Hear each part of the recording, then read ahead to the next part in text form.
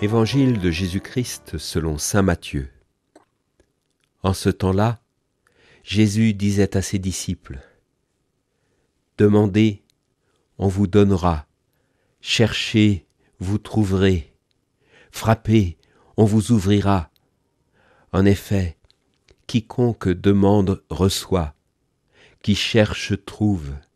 À qui frappe, on ouvrira. » Ou encore, lequel d'entre vous donnera une pierre à son fils quand il lui demande du pain?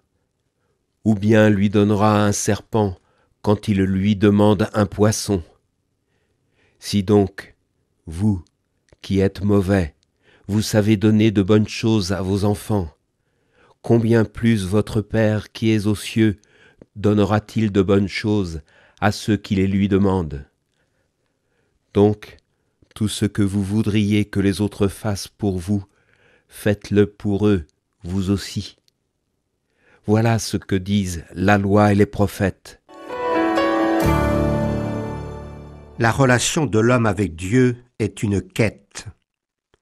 Les verbes que Jésus emploie pour préciser cette quête sont des verbes très actifs.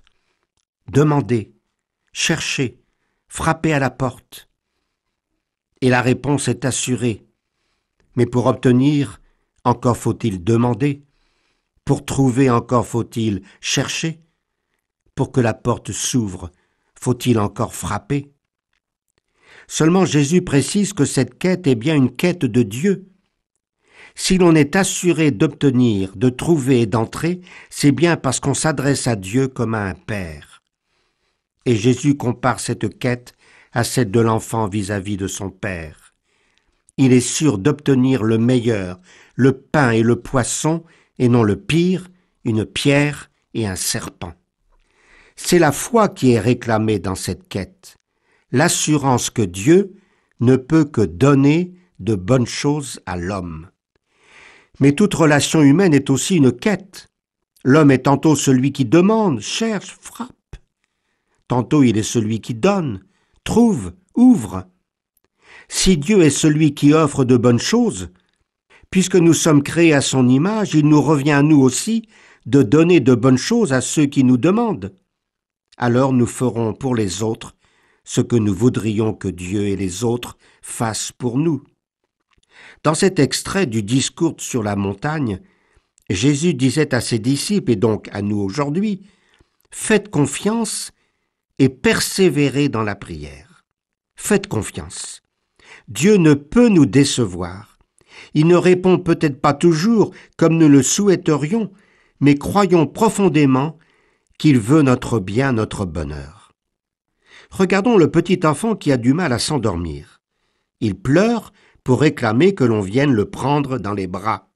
Si sa maman ne répond pas à sa demande, peut-être que l'enfant va se dire « Ma maman ne m'aime pas ».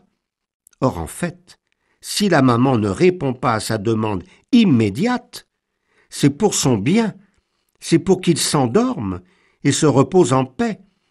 Alors à chaque fois que nous exprimons une demande à Dieu, commençons par ces mots « Si tu veux, tu peux me donner ». C'est se soumettre à sa volonté avant d'exiger qu'il fasse la nôtre. Persévérez, nous dit Jésus. Ne vous lassez pas de demander. Insistez. Votre persévérance sera l'expression de votre foi et de votre espérance. Tant que l'on persévère, c'est que l'on espère. Amis auditeurs, en cette journée de carême, demandons-nous quelle est la demande que nous allons faire aujourd'hui à Dieu. Le fait de nous arrêter avant de demander permet de donner à notre demande du poids et à chercher ce qui est essentiel pour nous en ce moment. Rappelons-nous la belle demande de Jésus à son Père au cours de son agonie au jardin de Gethsémani. « Si possible, que cette souffrance s'éloigne de moi, mais non pas ma volonté, mais la tienne. » La volonté du Père alors n'était pas que son Fils souffre. Quel père indigne aurait-il été alors? Mais sa volonté, c'était que son Fils aille jusqu'au bout de l'amour, qu'il donne la plus grande preuve d'amour pour le salut de l'humanité, pour notre salut. redisons aujourd'hui avec beaucoup de confiance et de persévérance, que ta volonté soit faite, sur la terre comme au ciel. L'évangile du jour a été commenté par le père Gérard Nalin, prêtre accompagnateur de la pastorale catéchétique pour le diocèse de Nantes.